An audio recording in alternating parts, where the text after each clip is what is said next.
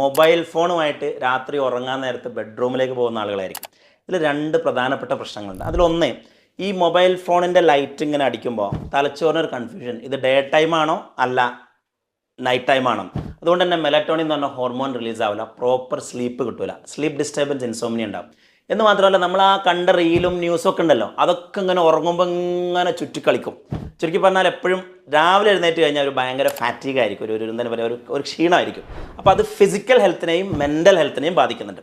അതിലൊക്കെ അപ്പുറം ഞാൻ നോട്ടീസ് ചെയ്ത മറ്റൊരു സംഭവം, കുടുംബജീവിതത്തിൽ ഈ മൊബൈൽ ഫോൺ കൊണ്ടുവരുന്നു, ഭർത്താവ് അവിടെ ഇൻസ്റ്റാഗ്രാം കളിക്കുന്നു, ഭാര്യ ഇവിടെ വാട്സപ്പ് കളിക്കുന്നു. അങ്ങനെ പരസ്പരം കമ്മ്യൂണിക്കേഷൻ, ഒരു കുടുംബജീവിതത്തിൻ്റെ ഏറ്റവും പ്രധാനപ്പെട്ട എലമെൻ്റ് എന്ന് പറഞ്ഞാൽ എന്താ, ഒരു ദിവസം 1 മണിക്കൂറെങ്കിലും ഭാര്യയും ഭർത്താവും സംസാരിച്ചിരിക്കണം. കുട്ടികളൊക്കെ ഉറങ്ങിയിട്ട് ശരിക്കും ഒരു ഫ്രൂട്ട്ഫുൾ കമ്മ്യൂണിക്കേഷൻ നടക്കേണ്ട ഒരു സമയമാണല്ലോ. അപ്പോൾ ഈ കമ്മ്യൂണിക്കേഷൻ നടക്കാതെ കുടുംബജീവിതത്തിൽ ഒരു ചിഹ്ന ഭിന്നമാവുന്ന ഒരു ഘടകം കൂടി